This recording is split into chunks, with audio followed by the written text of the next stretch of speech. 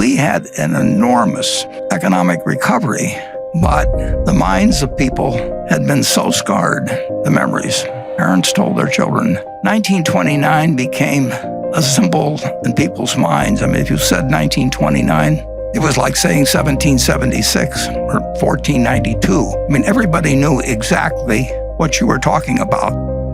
In 1929, my dad, who was 26 years of age then, was employed as a security salesman by a local small bank. He sold stocks and bonds, but he mostly sold stocks. And when stocks fall 48%, and you were selling them to people a few months ago, you really don't feel like going out and facing those same people. So I think my dad probably elected to do, as they say now, shelter in place, which means stay at home.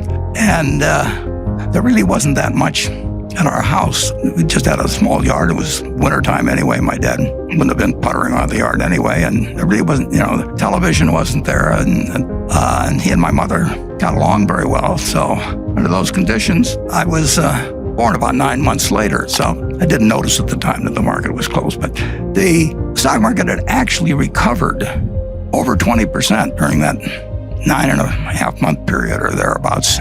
People did not think in the fall of 1930, they did not think they were in a Great Depression. They thought it was a recession, very much like had occurred at least a dozen times, although not always when stock markets were important. But we'd had many recessions in the United States over the time, and this did not look like it was something dramatically out of the ordinary.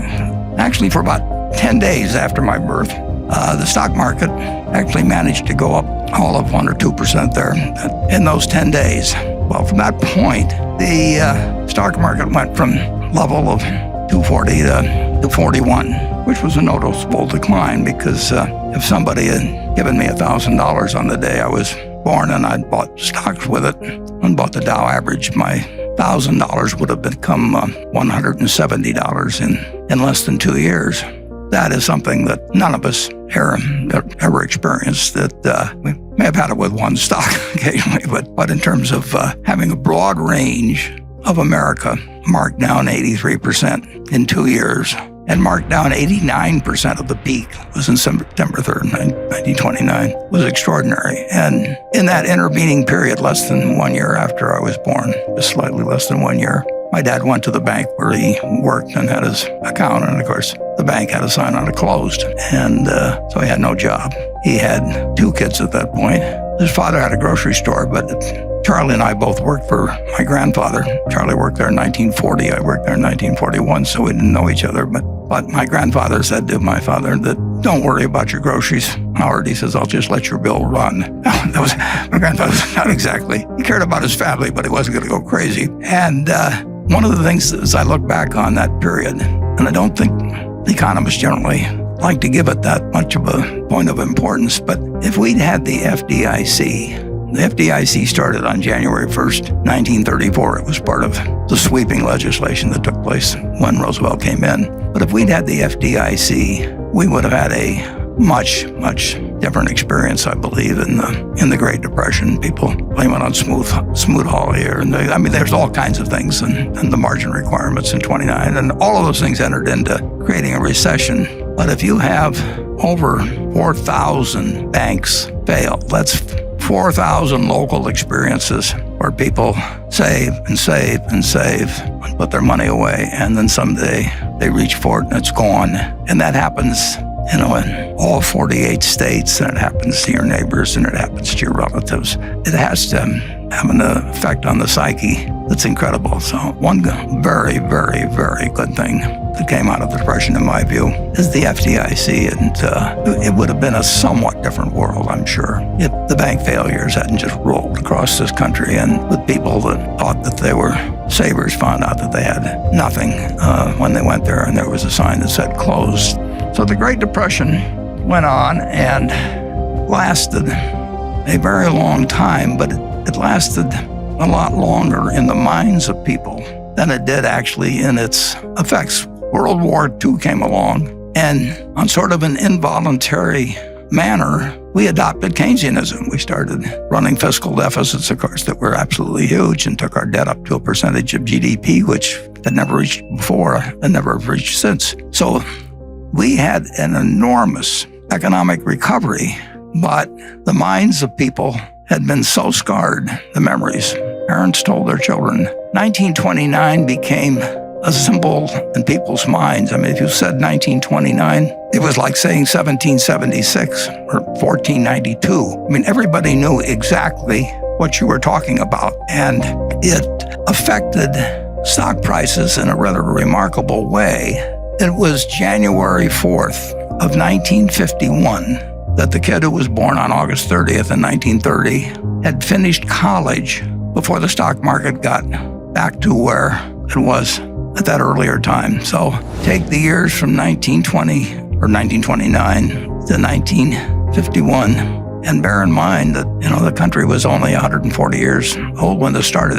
That's 20 years out of this amazing 231-year lifetime of our country. That was flat out a time for a long time of no economic growth and no feeling by people in terms about the wealth of the country, about what the American economy was worth, what all these corporations that were doing far, far, far better than they were long ago. But it took all of that time to restore in the market a price level that was equal to what it was when I was born 20 years earlier. So if you think about the fact that we're enduring a few months, and we'll endure many more months, and we don't know how it comes out. And people in the 30s didn't know how it was going to come out, but they endured, persevered, prospered, and the American miracle continued. But it's interesting in that at the start of 1954, the stock market the Dow was only at about 280. And I remember 1954 because it was the best year I ever had in the stock market. The Dow went from 280 or thereabouts at the start of the year to a little over 400 at the end of the year. And as soon as when it crossed 381, that famous figure from 1929, when it went to 400, everybody wondered, is this 1929 all over again? And that seems a little far-fetched because it was a different country in 1954. But that was the common question, and it actually achieved such a level of worry about whether we were about to jump off another cliff just because the 381 of 1929 had been exceeded, that Senator Bill Fulbright of Arkansas, who became very famous later in terms of the Foreign Relations Committee, but he headed the Senate Banking Committee, and he called a special investigation. He really was questioning whether we had built another house of cards again. And his committee, in March of 1955, with the Dow at 405, assembled 20 of the best minds in the United States to testify as to whether we were going crazy again. The Dow was at 400, and we'd gotten in this incredible trouble before, but that was the mindset of the country. It's incredible. We didn't really believe America was what it was. And my boss, the reason I'm familiar with this, was that I was working in New York for one of the 20 people that was called down to testify. And I remember, because Ben Graham was one of the 3 smartest people I've met in my life, and when he testified, the Dow at 404, he had one line in there right toward the start in his written testimony, and he said, the stock market is high. It looks high, it is high, but it's not as high as it looks. And since that time, we felt the American tailwind at full force, and the Dow, when we made the slide, it was about 24,000. So you're looking at a market today that has produced $100 for every dollar. All you had to believe in America, just buy a cross-section of America. You didn't have to read the Wall Street Journal. You didn't have to look up the price of your stock. You didn't have to pay a lot of money in fees to anybody. You just had to believe that the American miracle was intact. But you'd had this testing period between 1929 and certainly 1954, as indicated by what happened when it got back up to 380. You had this testing period, and people really, they'd lost faith to some degree. They just didn't see the potential of what America could do. And we found that nothing can stop America when you get right down to it. It's been true all along. It may have been interrupted with the scariest of scenarios when you had a war with one group of states fighting another group of states. And it may have been tested again in the Great Depression, and it may be tested now to some degree. But in the end, the answer is never bet against America. And that, in my view, is as true today as it was in 1789. and even was true during the Civil War and the depths of the Depression.